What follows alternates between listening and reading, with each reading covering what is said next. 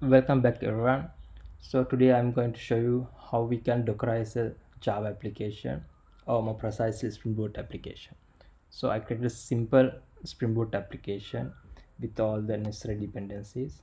So I created the Spring main class and the application YML file. So let's try to compile this one.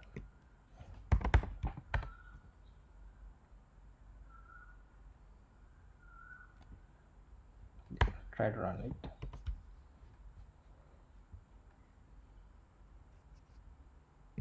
So it started. Let's check the actuator health endpoint.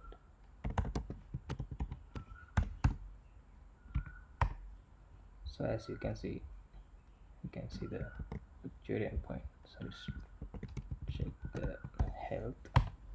So it's up. So let's try to Dockerize this Java application. First, I'm going to show the easiest way we can Dockerize Java application. That is compiling our application in the host, then copy it into the Docker image. So let's start creating a Docker file.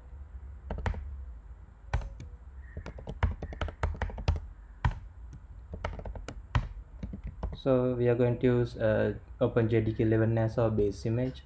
So don't use Java 8. It is not optimized for containers. Then we are going to set the working directory as app, then copy our Java application,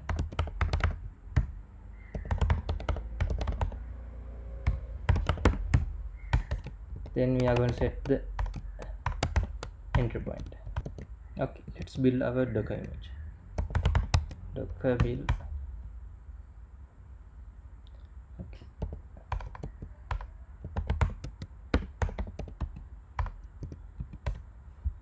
So this is our Docker image. Now let's try to run it. So here I am exposing container port 80 via host port 8080.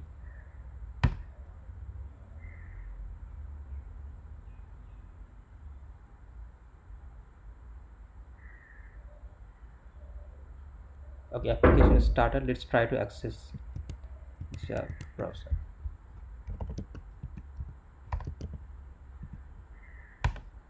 So here you can see application health status and the actuator endpoints.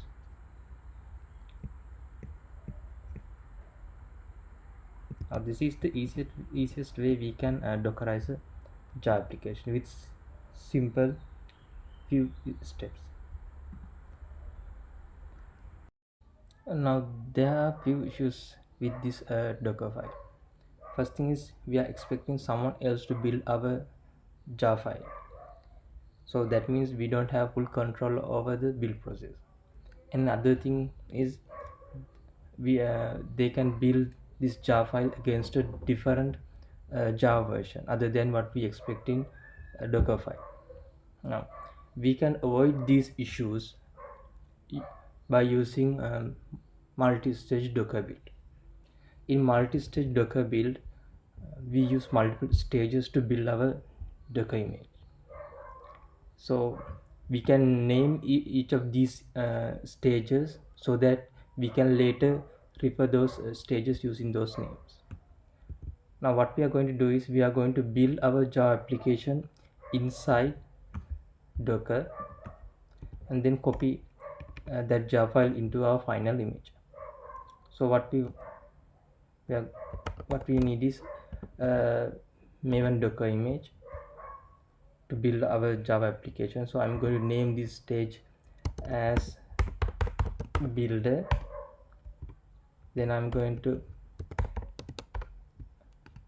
create the working directory base, then copy src folder, then I'm going to copy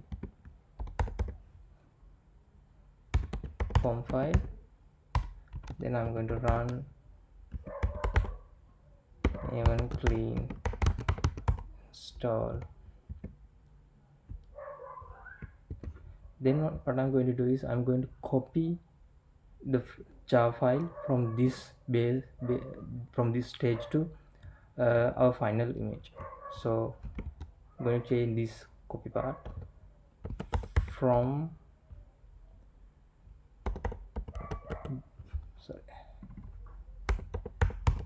builder base target docker jar. That's it. So this is our first stage. Here we are building our Java application, then we copy that Java file into our final Docker image. Now let's try to build our Docker image. Docker build. As you can see, I already downloaded the Maven Docker image.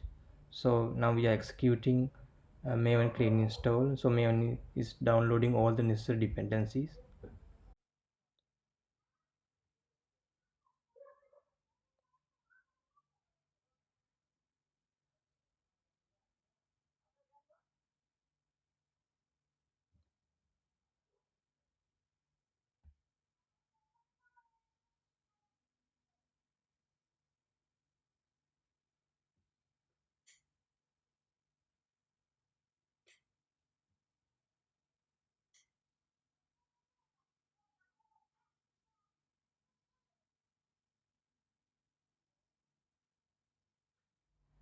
Now we create our Docker image using Docker multi-stage build.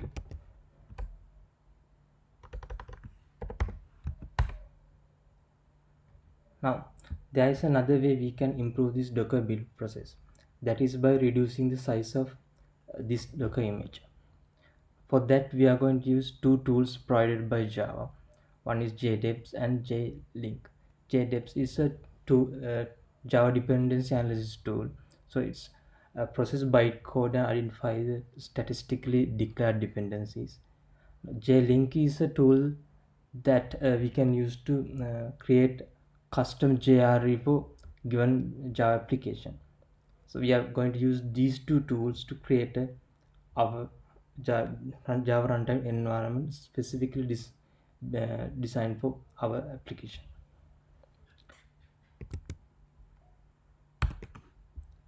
So what we are going to do is we are going to create a custom JRE for our Java application. Then we are going to copy that application into our final Docker image. Then we are going to use that as our Java runtime environment.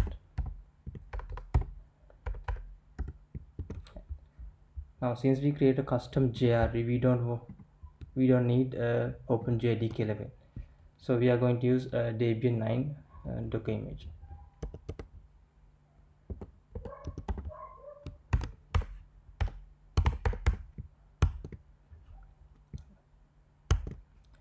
Let's create our Docker image.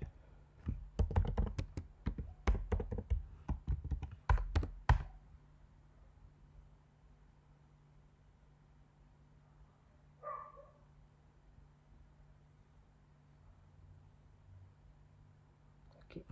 Now we created our custom JRE. We copied that custom JRE into our final Docker image. Then we are using that. Then we use that custom JRE as our runtime environment for our Java application. Let's try to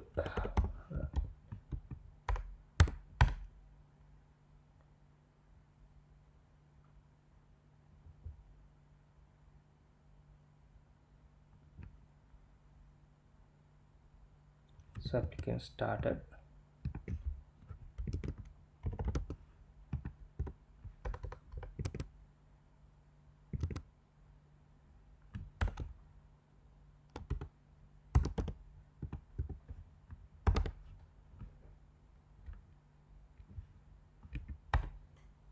So as you can see, application is working.